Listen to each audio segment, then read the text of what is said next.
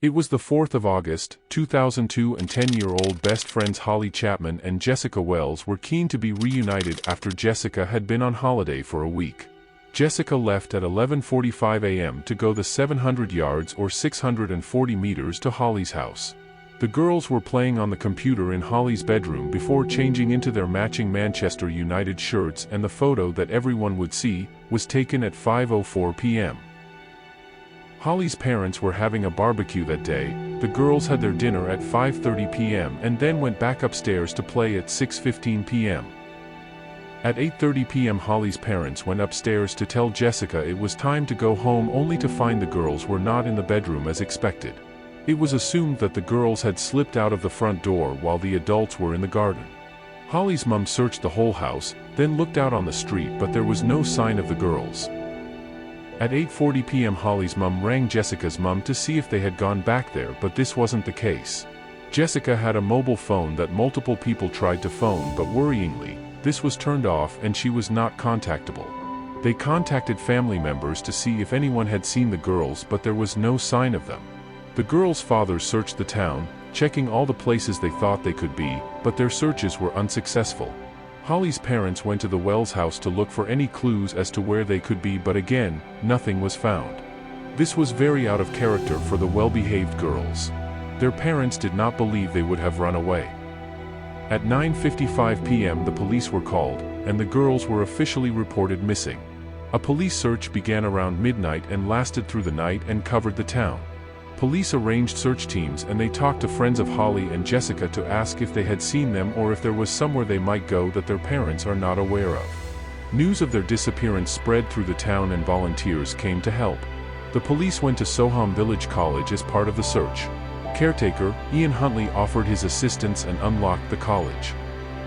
When Huntley realized that the missing girls were Holly and Jessica, he immediately informed the police he had seen them walk past his house only hours before. He said he was outside washing his dog when he saw and spoke to the girls. Huntley knew the girls as he worked at the college as a caretaker. Maxine Carr, 25, also knew the girls as was a teaching assistant at the girls' school. Holly and Jessica had asked if Miss Carr had got the permanent job in their school. He said she didn't, and that she was taking a bath as she wasn't feeling well. It was then believed he was one of the last people to physically see the girls. As the last known person to see the girls, he then became a person of interest. You're the school caretaker. The girls, Jessica and Holly, would know you, and they saw you on the front doorstep. What went on? Well, I don't know the girls. I stood on the front doorstep grooming my dog down. She'd run away and come back a bit of a mess. They just came across and asked how Miss Carr was, as she used to teach them at St Andrews. I just said she weren't very good as she hadn't got the job. And they just said, please tell her that we're very sorry. And off they walked in the direction of the library over there. Investigators searched his home and place of work in the hope they could eliminate him as a suspect. No evidence was found, but his behavior was considered suspicious. He was asking too many questions and police got the impression he knew more than he was saying. On the 5th of August, a huge police operation is started, named Operation Fincham. Names are randomly generated by a computer and not associated with the case. Soham is a flat area but is home to many rivers, ditches and streams that needed to be searched. An underwater search operation was started but nothing was found. Over 500 volunteers assisted in the search of parks and rural areas. This was difficult due to the summer and the overgrown, long, tall grass. Poles and sticks were used to extensively search the area, but no sign of Holly or Jessica was found. There was still hope that the girls would be found alive, and it was thought it may have been an adventure gone wrong. The girls' idol and famous footballer, David Beckham, gave an appeal to the girls to come home, and to let them know they were not in any trouble. On the Wednesday, August 6th, Soham and the surrounding areas had been searched. They had received 2,500 phone calls from possible witnesses, carried out 400 door-to-door interviews and stopped 700 cars. 700 police officers were involved in the searches and a helicopter with thermal imaging was dispatched. For days after the girls went missing, the police held a conference and mentioned that Ian Huntley was the last person to have seen the girls. The media became very interested in Huntley and regularly came to his house to ask for interviews. The police based themselves at the college with Huntley as a keen helper. often helping with setting up conferences and coordinating searches throughout the college. Photos of the girls were circulated through the community with the hope that there would be witnesses who had seen them. Jessica and Holly's parents held a news conference asking for information. On the August 10th, a reenactment of the girls' last known steps was organized using 2 young actors. They retraced Holly and Jessica's steps in a bid to jog the locals' memory, and this worked. Snippets of information began to filter in through the hotline. With this information and CCTV, the police managed to piece together a timeline of the girls' movements. It was determined that the girls had made the walk to their local sports center to buy sweets from the vending machine. The last sighting of the girls on CCTV was at 7:10 p.m. outside an Italian restaurant. Due to the number of calls from the public, the police asked young girls to not wear Man United shirts to reduce the phone calls of false sightings. A broad profile of the abductor was released. He was believed to be a local man with previous sex offenses aged between 25 to 40. Both the police and the parents of Holly and Jessica made appeals to the abductor through the media, urging him to get in touch by midnight. They stated that they had sent text messages to Jessica's phone hoping it would prompt the abductor to turn the phone on so they could trace the location. This was unsuccessful. The police did have a suspect though, Ian Huntley. Police analyzed every word he and Maxine has said. They had willingly spoken to the media a number of times, and every word of their interviews was pored over. The police went to Huntley's house regularly to go over his and Carr's version of events in the hope their stories would change, or they would give something away. It didn't go unnoticed that their house was exceptionally clean, with Carr claiming she was a clean freak. At this point there was no evidence, only suspicion. It was determined that Jessica's phone was switched off in a location directly near to Huntley's house. This knowledge led to in-depth scrutiny of both Carr and Huntley, and police found out that in 1998 Huntley was charged of rape of an 18-year-old girl. The charge was dropped due to a lack of evidence, and so it did not show on his record. There had also been several witnesses that said they had seen Carr in Grimsby, where she was visiting her mother. She was out for the night and had been seen drunk, not at home having a bath like she had stated to the police. On the 15th of August, the police held a meeting at the village hall with the intention of spooking Huntley. The police made it clear to the public that the key to solving the case lay with the Soham community. They asked if anyone was acting or doing anything differently. They asked the community to look suspiciously at their neighbors and ask themselves how well they knew certain people. Huntley's and Carr's neighbors also reported unusual behavior the day after the girls went missing, stating they had seen them peering into the boot of their car with Carr visibly crying. They also reported that they had hung washing out on the line, which was unusual behavior as it was raining heavily. The next day the police knocked on their door and asked them both to go to the station willingly, as they were not under arrest. They were taken to 2 separate stations where they told Carr that they had witnesses to say she was in Grimsby, but she didn't change her story. Once police had finished the questioning, they reunited Huntley and Carr in a Holiday Inn room that was bugged, hoping they would give something away. Meanwhile, their home was being searched, and a college shed that hadn't previously been searched, as Huntley said he didn't have the key. Huntley had lied. Police had found a set of keys, including one to the shed in his house. At the college shed, a significant discovery was made. An officer discovered a garbage bin holding partially burned remains of Jessica and Holly's Man United football shirts and their shoes in a black bag. Huntley and Carr were arrested in the early hours of the 17th of August, and just 12 hours later a devastating discovery was made. A game warden walking through the woods found the girls' partially burned bodies in a 6-foot deep ditch close to the RAF Lakenheath Air Base in Suffolk, some 20 miles from the girls' hometown of Soham. An area familiar to Huntley as a spot where he went plane spotting and close to a family member's house, providing a reason to be there should be traced. Autopsy reports on the girls concluded that the cause of death was asphyxiation. Their bodies were disfigured, blackened, and burned. Every parent's worst nightmare became a reality for the parents of Holly and Jessica. The nation mourned and wondered who could be responsible for such a heinous act. They were both subject to extensive questioning, and the police applied for warrants to hold them without charge. They had lots of circumstantial evidence, but they needed to crack their stories. Eventually, Carr wore down and admitted she wasn't at home on the night of the girls' disappearance, and subsequently destroyed Huntley's alibi. She said she believed he was innocent and lied to protect Ian as he was the last person to see them and would therefore be considered a suspect.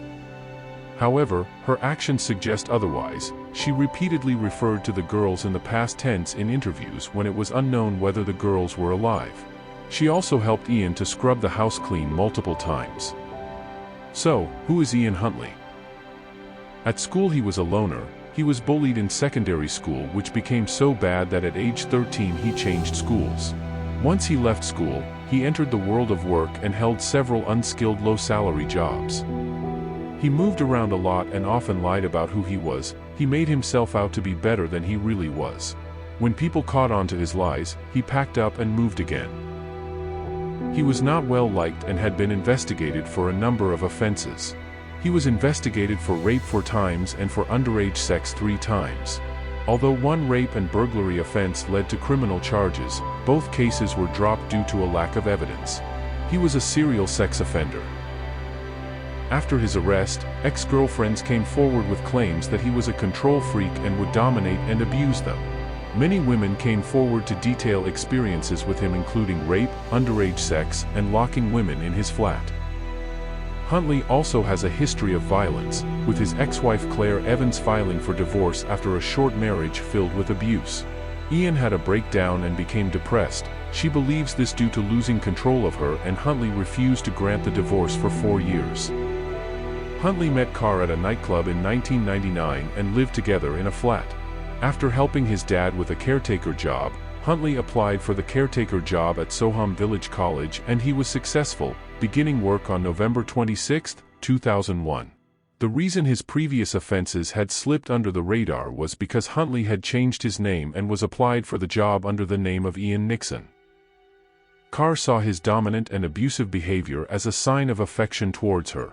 Huntley would assault her and then profess his love and swore he would never do it again, and then repeat the cycle. He cheated with a 15-year-old schoolgirl, and when Carr found out, she attempted suicide. In February 2022, Carr got a job at St. Andrew's Primary School.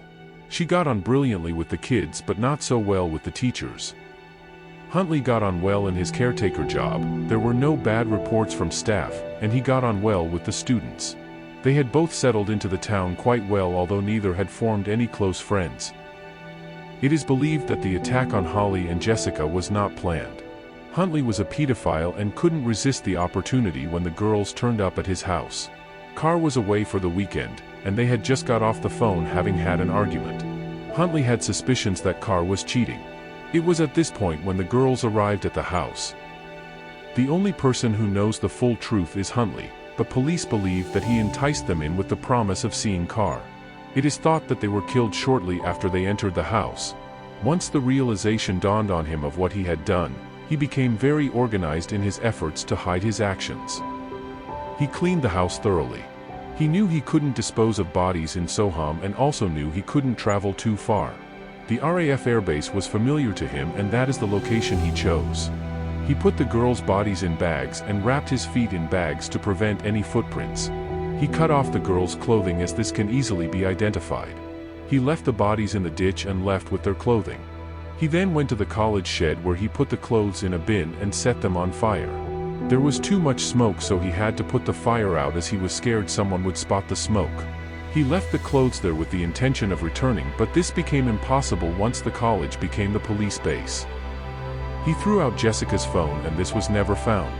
He returned home to clean up and get changed. Later he then helped with the search and felt he had to admit he had seen them in case someone had seen them talking. It was also determined that Huntley had changed the tires on his car the very next day after the girls' disappearance. It was also alleged that he had removed the boot lining and replaced it with domestic carpet.